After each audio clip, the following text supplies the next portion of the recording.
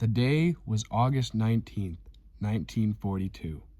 The Nazi powers controlled almost the entirety of Europe.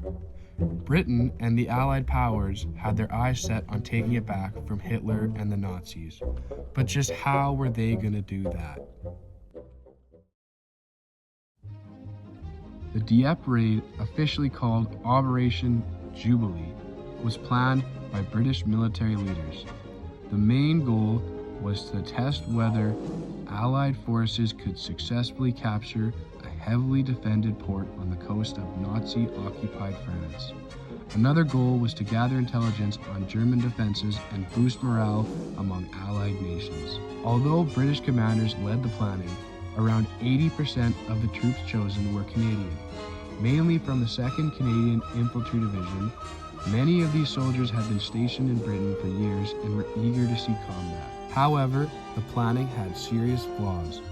The raid relied on limited intelligence, underestimated German defenses, and depended heavily on surprise. There was also little preliminary bombing, meaning German positions were left mostly intact. Canadian commanders had very little input on the final plan, even though Canadian soldiers made up the majority of the attacking force.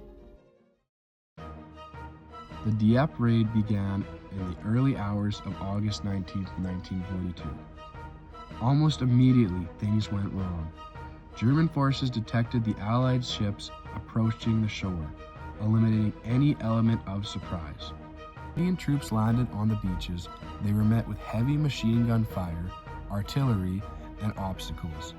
The beaches at Dieppe were made of loose pebbles instead of sand, making it extremely difficult for soldiers and tanks to move forward.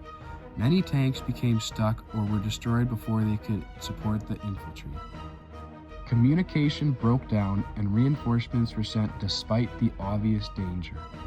Canadian troops were pinned down on the beaches with little cover and no clear way to advance or retreat. Within hours, the raid was called off. The immediate consequences for Canadian soldiers was devastating. Out of nearly 5,000 Canadian troops who took part in the raid, over 900 were killed and almost 2,000 were wounded or captured. This meant that more than half of the Canadian forces involved became casualties in just one day. Soldiers were taken prisoner and spent the rest of the war in German prison camps. Families in Canada were deeply affected about the raid, and it shocked the nation.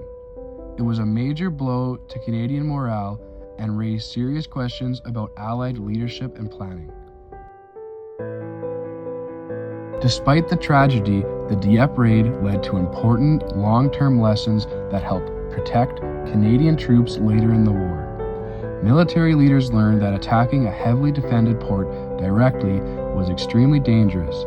As a result, the Allies changed their strategies for future invasions. These lessons influenced the planning of D-Day in 1944, where the Allies used massive air and naval bombardment, better intelligence, specialized landing craft, and avoided immediately capturing heavily defended ports.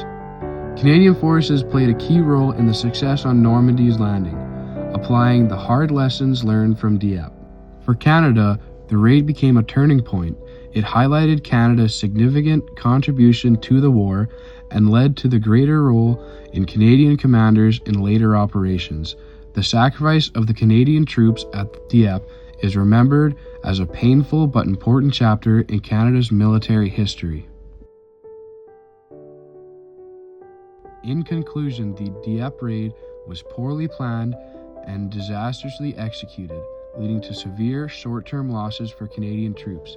However, the long-term lessons learned helped shape more successful Allied operations later in the war. Although the raid was a tragedy, it ultimately contributed to the eventual Allied victory in Europe.